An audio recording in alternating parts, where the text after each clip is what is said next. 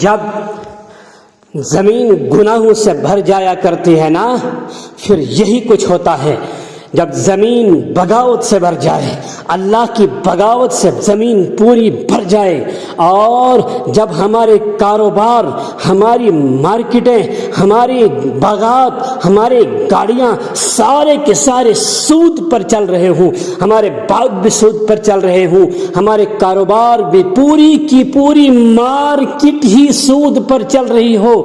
اور جب ہمارے باغات بھی سود پر ہوں، ہمارے گھر بھی ہم نے بڑے بڑے عالی شان ہو جو حویلیاں بنائی ہوں، وہ سارے کے سارے سودی لین دین ہمارا چل رہا ہو، اور پھر جب اللہ کی یہ مخلوق، اللہ کے یہ بندے اللہ سے بغاوت پر اتر جایا کرتے ہیں، پھر زمین پھٹ جایا کرتی ہے، پھر بادل برسنے کے بدلے بادل پھٹنا شروع کر دیتے ہیں، پھر آسمان اوپر سے آگ برسانا شروع کر دیتا ہے، جس سے گلیشیر پگھلنا شروع کر دیتے ہیں۔ اللہ نے کہا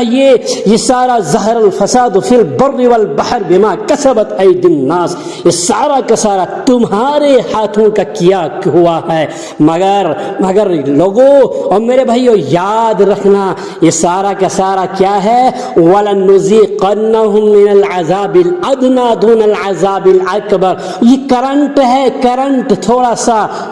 یہ اللہ آپ کو تھوڑا سا چکانا چاہتے ہیں تاکہ لعلہم یرجعون، شاید یہ قوم پلٹ جائے۔ یہ سیلاب کی شکل میں ہمیں عذاب دیے جا رہے ہیں، یہ سیلاب کی شکل میں اللہ ہمیں کرنٹ دینا چاہ رہے ہیں، یہ بادل پھٹنے کی شکل میں، یہ گلیشیر پگھلنے کی شکل میں، کبھی اتنی دھوپ، کبھی سیلاب، کبھی کچھ، یہ سارے اللہ کرنٹ دینا چاہ رہے ہیں۔ کیوں؟ تاکہ یہ پلٹ جائیں، یہ میری بغاوت سے باز آ جائیں۔ اگر یہ باز نہیں آ جائیں گے، اور پھر اللہ تبارک و تعالی ہمیں قوم عاد، سمود اور ان کے واقعات بتا کر ہمیں یہ بتا گئے ہیں، وہ قوم جو میری بغاوت پر اتر آتی ہے اور مجھ سے اللہ سے چیلنج کرنا شروع کر دیتی ہے، اللہ سے جنگ لڑنا شروع کر دیتی ہے، یہ سود ہے کیا؟ یہ اللہ سے جنگ ہے، اور پھر جو اللہ سے جنگ لڑا کرتا ہے نا، وہ کبھی کامیاب نہیں ہوتا۔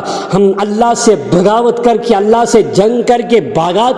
اپنے باغات بنانا شروع کر دے، پھر کہ باغوں میں ہمیں یہ معاملہ ہو گیا ہے، یہ اللہ سے جنگ ہو رہی ہے، یہ کامیابی نہیں مل سکتی ہے۔